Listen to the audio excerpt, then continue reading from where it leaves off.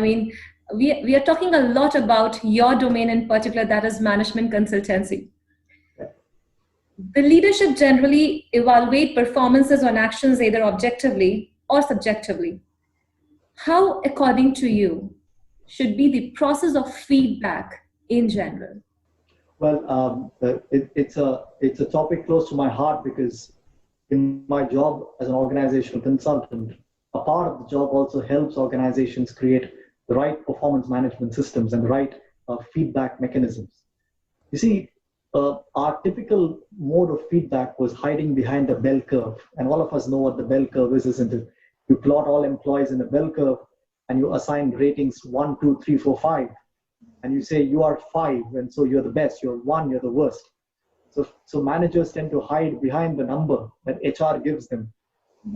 And therefore the number protects them from having to have courageous conversations. But we have seen a big shift in the last decade or so, where you realize having one feedback conversation at the end of the year, hiding behind a number, is not really increasing performance, it's only decreasing performance. So now, Anshu, feedback, one, needs to be continuous. That's something which most progressive organizations have designed as part of their performance systems, which means it's not once in a year feedback, it's not even once in a quarter feedback. Feedback needs to be continuous, which means if you and I are doing this interview now, can we have a call half an hour after our interview? Go refresh, have some water and come back and ask ourselves, so what went well? What could we have done better? Example, right? In work engagements. So that is continuous feedback. So people learn best when feedback is offered as close to the event as possible, as compared to many months later as an event. Because you become more and more defensive when something of the past is used against you, isn't it? You're more and more accepting when the feedback is live, because you cannot contradict it, because it just happened. So continuity is important in feedback, continuous feedback.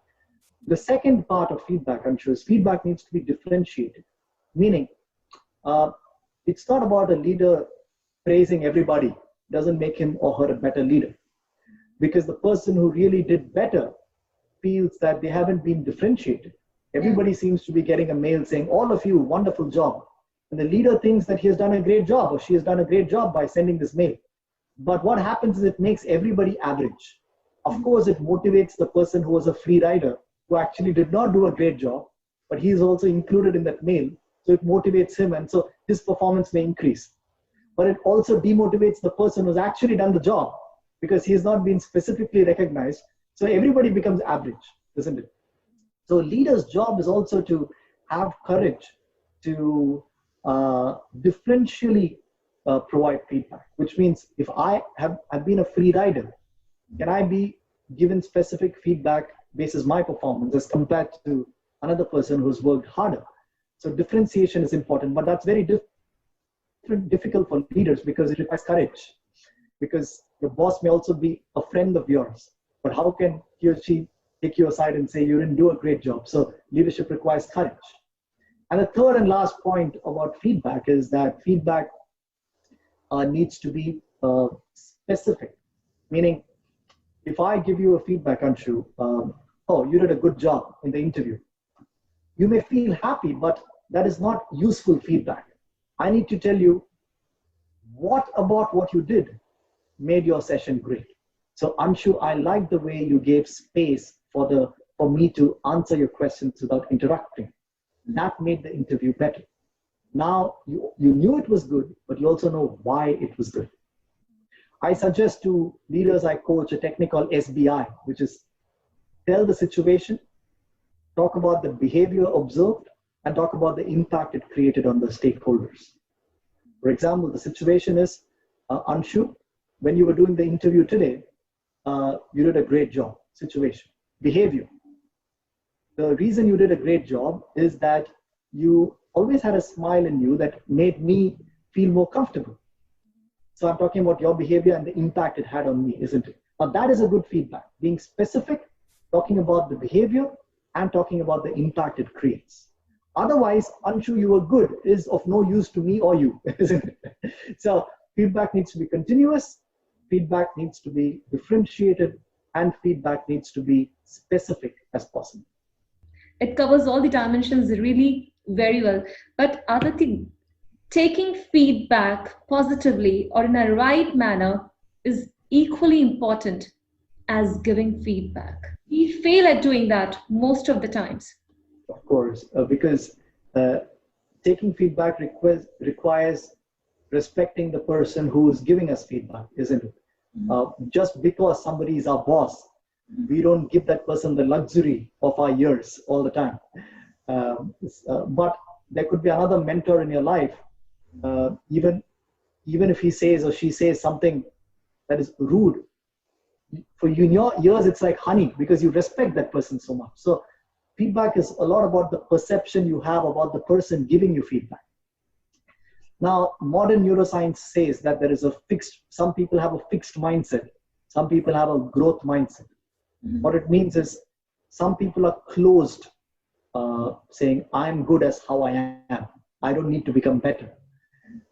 Some people have a growth mindset, meaning I am continuously learning. I'm good at what I do, but I can get better continuously. Now, people who have a growth mindset don't put so much weight on who is giving feedback. Even if your competition is giving you feedback, you still take what is relevant from it and use it for yourself, because your objective is to become better. Your objective is not to question the feedback giver. So a lot of time you realize, Anshu, that feedback is a luxury you don't get always in life.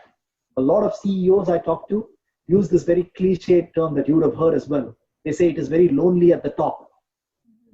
They say as you grow higher in an organization, it's very lonely. Leadership is very lonely. Being a president or prime minister of a country is very lonely because there is just one person.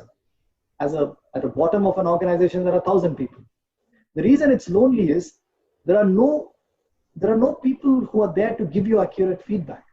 How many times you've seen, Anshu, that people laugh at a bad joke because the boss cracks it? Right? You would have said a very stupid joke and everybody says, sir, what a great joke. So there is more distortion of reality as you move higher in position or leadership. And then you crave for feedback. Then you hire consultants, pay them millions of rupees or dollars or whatever it is, do 360-degree feedbacks just to understand what your people are thinking about you. When you're more junior in the organization, feedback is free.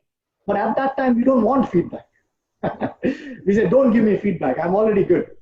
So it is true that you may not have the luxury of feedback many times in your life. So when you have the luxury of feedback, make most use of it. Have that growth mindset, because very soon there may be no one to give you accurate feedback in your life. That is so wonderfully explained. How rightly and how nicely have you just said it. When you have the luxury of feedback, accept it with having that growth mindset, which is really very important, wherein this is the area where most of us often fail, that ego factor that comes in and we are unable to digest whatever is coming our way. Wonderful, Aditya.